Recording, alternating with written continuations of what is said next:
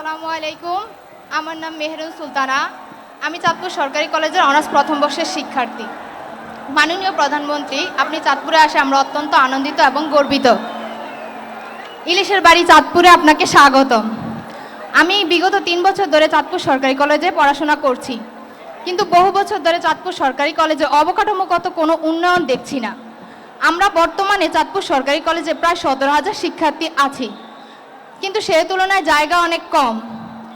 আমাদের কলেজের পাশে কলেজের মালিকানাধীন একটি ভূমি রয়েছে, যেটি ব্যবহার করে আরেকটি ক্যাম্পাস করলে আমরা চাঁদপুর জেলার মানুষ এবং চাঁদপুর শহরের শিক্ষার্থীরা খুবই উপকৃত হব। এতে করে চাঁদপুর জেলার শিক্ষার মান উন্নয়ন হবে।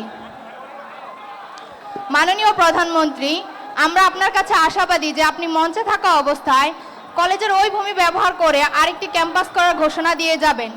এটি করলে আমরা আপনার কাছে চিরকৃতজ্ঞ থাকব। মাননীয় প্রধানমন্ত্রী, আপনার কন্যা সন্তান জাইমা রহমানের মতো আমরাও আপনার সন্তানের মতো।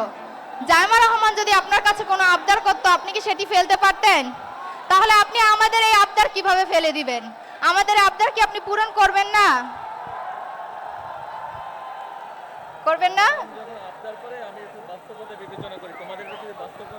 অবশ্যই ইনশাল্লাহ করব।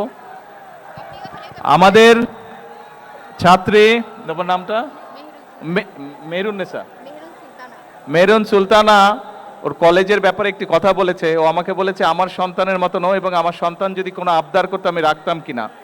আমার সন্তান যদি কোনো আবদার করতো, সেটার যদি বাস্তবতা থাকতো বা বাস্তবতা থাকে, অবশ্যই আমি সেটা রাখবো। ও যেই আবদারটা করেছে, আমাদের শিক্ষামন্ত্রী মিলন, উনি এই চাঁদপুরেরই সন্তান, ওনাকে আমি এখনই নির্দেশনা দিব এটার বিষয়টার কি সম্ভাব্যতা আছে সবকিছু বিবেচনা করে। হ্যাঁ, কি ঠিক আছে? শুনেছেন? শুনেন নাই? আচ্ছা ঠিক আছে, তুমি তোমার কলেজের পক্ষ থেকে একটা দরখাস্ত দাও আমার কাছে।